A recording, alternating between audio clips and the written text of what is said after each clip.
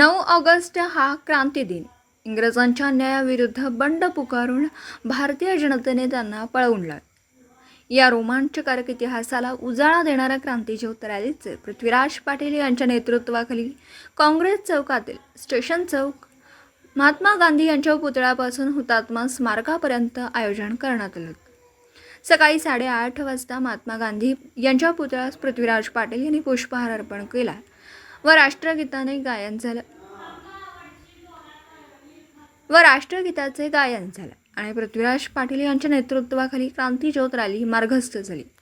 स्वर्गीय वसंतदादा पाटील, हुतात्मा अण्णा पत्रावळे, कर्मवीर भाऊराव पाटील, लोकशाहीर अण्णाभाऊ साठे, सरकार तपस्वी माजी खासदार स्वर्गीय गुलाबराव पाटील व क्रांतिसिंह नाना पाटील यांच्या पुतळ्यांना पृथ्वीराज पाटील, शहाजी पाटील, अजित ढोले व रामचंद्र पवार यांच्या हस्ते पुष्पहार अर्पण करून सांगली काँग्रेसने महापुरुषांना विनम्र अभिवादन केले. रॅलीत अग्रभागी पृथ्वीराज पाटील यांच्या हातातील क्रांतिज्योतीचं प्रज्वलन लक्षवेधी ठरलं.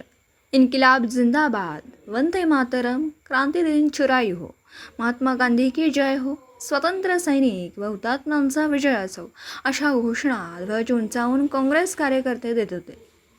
रॅली हुतात्मा स्मारकात पोहोचल्यावर तेथे पृथ्वीराज पाटील यांच्या हस्ते स्मारकाला पुष्पचक्र अर्पण करून राष्ट्रगीत गायन झालं.